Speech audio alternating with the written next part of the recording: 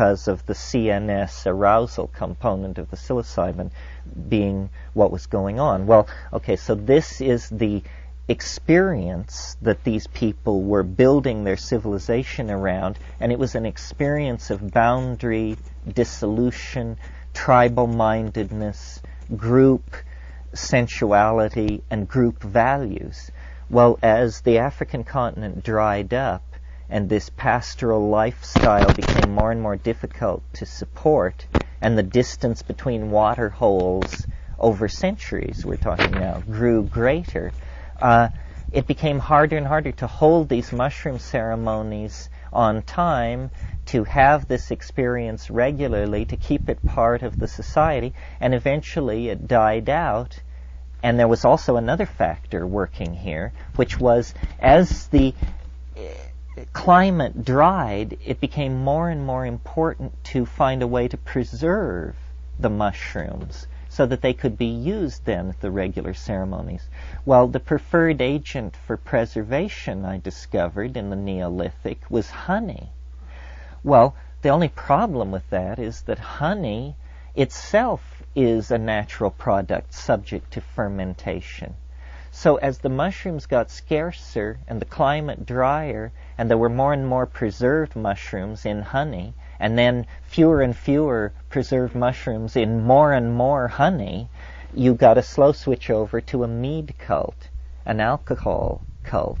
And at that very early period in the Middle East, then you get the emergence of the dominator model. At 9,500 BC, from Scandinavia to Arabia, you get what's called the Tanged Point Techno-Complex. Means suddenly a lot of chipped flint, not distributed along river bottoms where game was frequent, but distributed on the wrong side of walls around former habitation sites. In other words, war has come to the world of 9,500 BC. This is because great agriculture over-succeeded. Surpluses meant sedentary lifestyles and defense of inventories. And suddenly there were people who had food and people who didn't have food, and a whole economy of pillage and strife emerged. So I'm really very unenamored of monotheism in all of its forms. I understand its philosophical attraction. One, it's the attraction of simplicity. Let there be one God. After all, isn't that the simplest solution? But taking a Jungian tack on that, we image in our personalities the kinds of gods that we permit ourselves to worship. And if you have an image of God as omnipotent, omnipresent, infallible, all-seeing, this is the dominator archetype incarnate, and then everyone images it in their psyche, and you get the birth of the ego.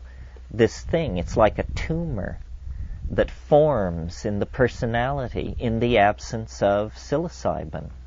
In the absence of psilocybin, these assumptions begin to get going about my territory, my women, my food, and there's no end to it. It's the death of everything.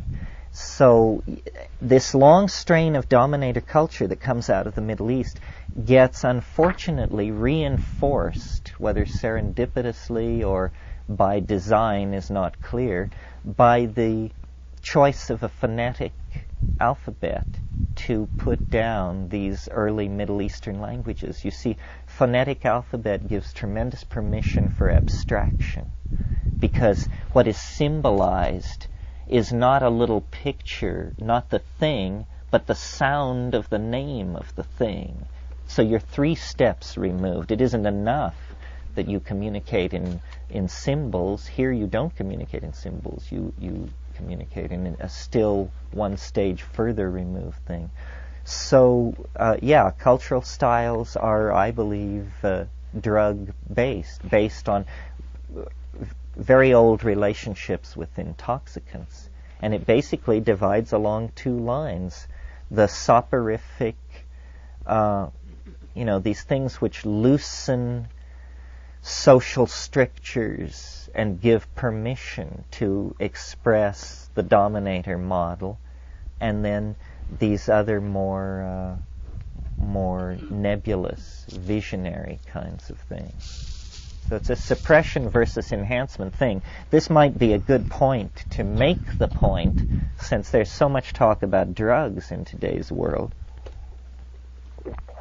that the pro-psychedelic position is an anti-drug position. That should be clear.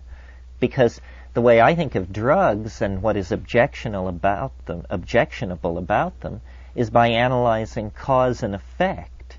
Well, what is it that we don't like about drugs? Well, we don't like that they cause unexamined, repetitive, self-destructive behavior. In other words, they make you stupid and self-destructive and habitual on those items.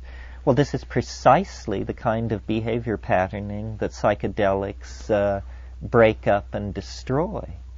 You cannot carry out unexamined, self-destructive, habitual behavior in the presence of psychedelics, because they will show you too strong an image of the consequences.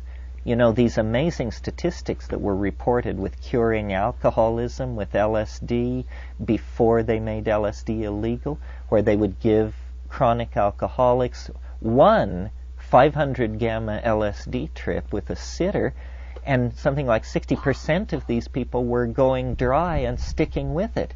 Well, people said, my God, LSD is a cure for alcoholism. No, it's a cure for stupidity. It's not a cure for alcoholism. That's infantile. It merely gives you an image of the consequences of your behavior. And this image is so horrifying that you modify your behavior forthwith. Yes. Yeah. I would like to ask Nicole, please.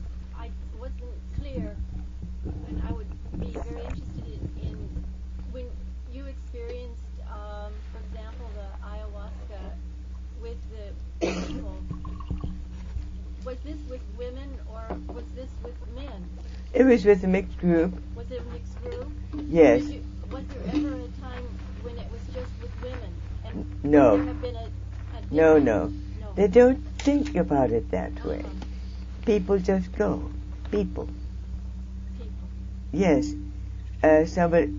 Someone who has a problem, perhaps is hoping to solve it, and by finding out what happened to his wallet or her string of pearls or something like that. Of course, they don't very often wear pearls in that society, but it's a totally heterogeneous group. It's whoever happens to come, with the permission of the shaman, of course. And you've never been able to determine, for example, any difference in symbolism or visual material that would come perhaps from a feminine psyche as from a masculine psyche? I don't know of one. There seem to be far fewer women who have taken it. Would you know why, or would you? No, I don't know why. The women usually take it when they're in tribal situations, in the culture. The ones who are not too acculturated usually take it when they are ill. And frequently it is a diagnostic tool for the shaman. He takes it with the woman, and then he knows where the evil dot has gone that is making her ill, and how to remove it. Thank you. I'm interested in the relationship of the psychedelic experience and the art process. In that when I choose to have a psychedelic experience, I make